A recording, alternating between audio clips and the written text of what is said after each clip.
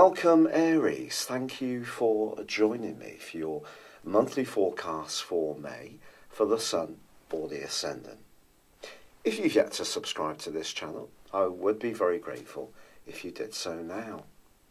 This month begins with the Sun in the sign of Taurus, which for you is about foundations.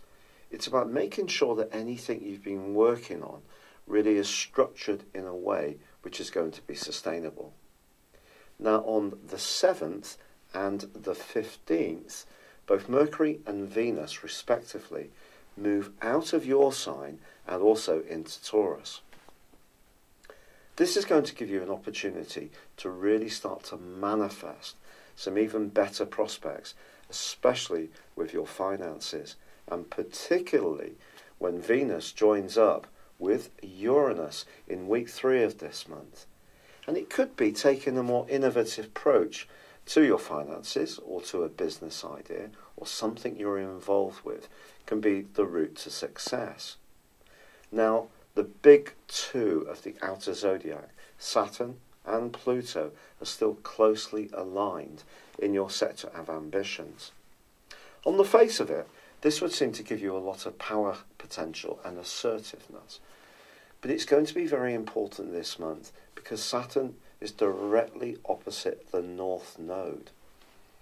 This is the Moon's node, so it's very much to do with our emotions, and it can be an opportunity for you around the more nurturing elements of your existence. But being opposed, as it has since March, first by Pluto and now by Saturn, it is going to be important that you're clear about some of the goals and ambitions you are developing, about how they actually feel for you and the impact they're going to have on the foundations of your world and just the sense of identity you've got. So for example, if you're very caught up in success building but not really providing much oxygen to your more emotional needs, that could be an area of life that does start to creak a little bit. On the other hand, if you're very focused on the more inward side of your life and a little more reluctant to take your ideas outwards, connect with those in the know, the prompt here is that this can be a good time to do so. But I do think that on the 18th of this month, when there is a full moon in the sign of Scorpio, it is an opportunity for you to think about your commitments, who does and contributes what, especially in terms of the ins and outs around finances. But it's not just about money. It doesn't have to be a material calibration. It can be an exchange of energy in a more emotional way, and that's very much to do with commitment. So if things are going well for you, the 18th can be a time when you and the person you're most closely involved with, either in business or in a personal context, when you can get your heads together and find ways in which you can balance your budget in a positive way to build a more successful future. And as I said before, certainly with Venus going alongside Uranus, does point towards some surprises financially and perhaps some unexpected money coming in for you, but it is going to be important not to be spending this and dispersing your assets too rapidly. Now the 21st is also an incredibly important day because this is when the Sun and Mercury move into the sign of Gemini. This is the third zodiac sign. It's mutable, it's to do with ideas, and it's actually governed by Mercury. This points towards a speeding up in your affairs in the last 10 days of this month. You're going to be moving up a gear, and your switched on personality can certainly benefit from this.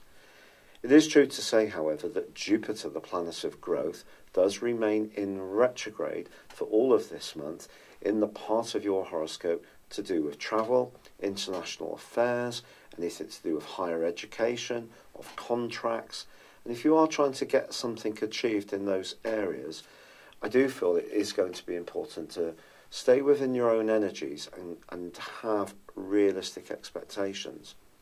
There is actually a square towards the end of this month between Mercury and also Neptune. Now this has happened quite recently, but when Mercury was transiting its way last year through the sign of Sagittarius, but it's moved right round the heavens. It's in an opposite location to when it was in Sagittarius, but it's repeated again.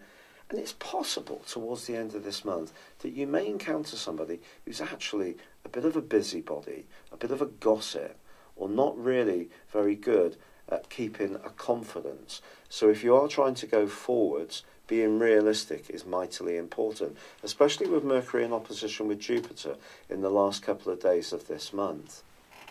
So, Aries, this is definitely a month when you can continue to showcase your talents and to have ambitions, but I think being conscious of your support structures in terms of your home and family life and the emotional and more nurturing elements of your existence are just as important as getting your names up in bright lights.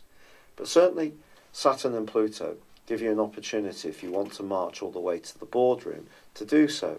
What you shouldn't do is take shortcuts which sees other people perceive you as potentially being a little bit ruthless. And also at the middle of this month, Mars, your ruler, does move into the sign of Cancer, where the North Node is located. So any impatience around how you feel about situations, so if you become a bit defensive, is not going to really help your cause. So keeping the lines of communication open, being as diplomatic as possible, is still going to be very important. But Mars does actually go on to forge a really quite excellent link with Uranus for the rest of the month. And it's possible for some Aries people that some kind of financial improvement could come around your home, around reaping some kind of reward for past hard work, or perhaps even starting an enterprise from the comfort of your abode. So what does this month hold in terms of your love life? Well, certainly transits through the sign of Taurus for you, especially in the guise of Venus, is a very nice one because it certainly can give you an appreciation of good food and wine. So from the middle of the month, if there is someone that you'd like to cultivate and get to know better, then that's certainly a signal of how you can do it. And I also feel that some kind of introduction could come to you in quite an unpredictable way, perhaps through someone linked to your family. But later in the month, I think it's going to be your ability to mix and mingle, get on with lots of different types of people, which is really going to give you an opportunity to perhaps, if you're single, connect with somebody new, or if you're involved in a relationship, try to improve the level of communication between you both. Have you ever had your personal horoscope prepared based on your time, date and place of birth? If not, the information within this will go way beyond your zodiac sign. Based on your character analysis or 12-month personal horoscope forecast, if you choose to have both, I will give you a 30% discount. My forecast uses a modern form of prediction called directions. This is where we advance a natal birth chart forwards 1 degree for every year of your life, and then compare it to your natal birth chart when you were born, and also to current transitory planetary activity. A large astrological study found that this was the most accurate form of forecasting. Why not join me beneath this video on the link and check this out for yourself?